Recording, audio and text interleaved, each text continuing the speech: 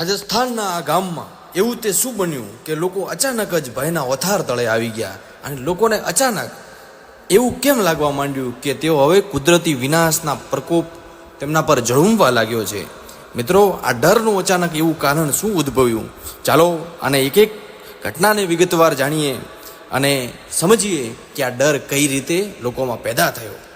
મિત્રો, રાજસ્થાનમાં એક જિલ્લો છે બિકાનેર, અને આ બિકાનેર જિલ્લાનો એક તાલુકો એટલે લુણકરણસર, અને લુણકરણસરના પૂર્વ ભાગમાં આવેલું છે સહજરાસર ગામ. આ સહજરાસર ગામમાં શનિવારનો દિવસ સામાન્ય રીતે ઉગ્યો હતો. બધા લોકો પોતપોતાના નિત્યકર્મો પર જવા લાગ્યા હતા. કોઈ ખેતરે જતું હતું, કોઈ દૂધ ભરાવવા જતું હતું. તો એમ પોતાની નિત્ય ઘટનાઓની નિત્ય કાર્યક્રમો શરૂ થયા હતા. પણ અચાનક જ જે ગામની પૂર્વ પટ્ટી હતી, જે ગામથી એક રસ્તો જતો હતો પૂર્વ દિશામાં, ત્યાં 500 મીટર દૂર લોકોનું એક ટોળું થવા માંડે છે. અને લોકો એક વિસ્મયમાં મુકાઈ જાય છે, અચંબામાં મુકાઈ જાય છે કે ગામમાં અચાનક આ શું બન્યું, અને બન્યું તો કેમ બન્યું. ત્યારે ગામ લોકો થોડેક જ્યારે ખબર પહોંચવા માંડે છે ગામમાં અને આજુબાજુના ગામોમાં, ત્યારે લોકો એ જગ્યા પર એકઠા થાય છે. જગ્યા પર એકઠા થાય, આજુબાજુથી વહીવટીતંત્રને ખબર પડે એટલે સબ ડિવિઝનલ મેજિસ્ટ્રેટ, મામલતદાર અને બધા અધિકારીઓ એ પણ ત્યાં પહોંચે છે.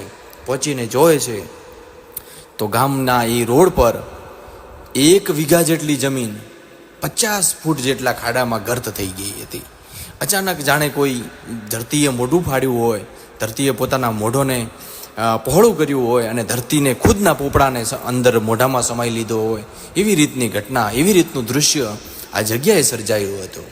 ત્યારે જે વહીવટી તંત્ર હતું એ આ ઘટનાની જાણ ત્યારે ભૂસ્તરશાસ્ત્રને કરે, વૈજ્ઞાનિકોને જાણ કરે. ત્યારે આલા કમાનમાંથી વૈજ્ઞાનિકો પણ આવે છે, ભૂસ્તરશાસ્ત્રીઓ પણ આવે છે. ચારે બાજુથી આ જગ્યા 1 વીઘા જેટલી જમીન અને 50 ફૂટ ખાડામાં નીચે ગર્ત થયેલી આ જમીન, જેની સાથે સાથે જે રોડ હતો એ પણ 50 થી 60 ફૂટનો રોડની પટરી પણ આ ખાડામાં ગર્ત થઈ ગઈ હતી. આ વૈજ્ઞાનિકોની ટીમ ચારે બાજુથી જગ્યાને કોર્ડન કરી લે છે, એના સેમ્પલ કલેક્ટ કરે છે અને પ્રયોગશાળામાં મૂકે છે.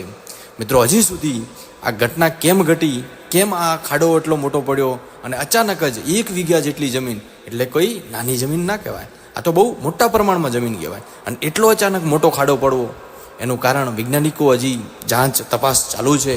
પણ મિત્રો, એના સાથે અન્ય અવલોકનો બહાર આવ્યા છે કે એ રાતે જો ઘટના ગામ લોકોની વાત માનીએ તો ગામ લોકોનું કહેવું છે કે ગામમાં એ રાતે વીજળી પડી હતી.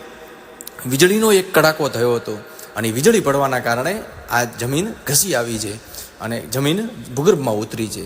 તો બીજી બાજુ અમુક ગામ લોકો એવું પણ કહે છે કે રાતે ઉલ્કાપિંડ થયો હતો અને કદાચ એટલી વેગથી ઉલ્કા નીચે ખેરી કે એ ઉલ્કા ખરતા જ ભૂગર્ભમાં દટાઈ ગઈ અને એના કારણે જમીનમાં આટલો મોટો ગર્ત પડ્યો છે.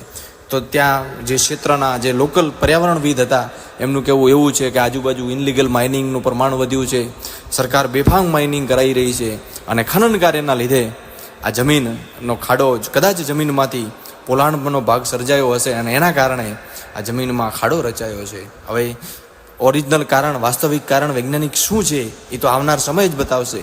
પણ મિત્રો, આવી ઘટનાએ આ બિકાનેરના સહજરાસર ગામને જરૂર ચિંતામાં મૂકી દીધું છે.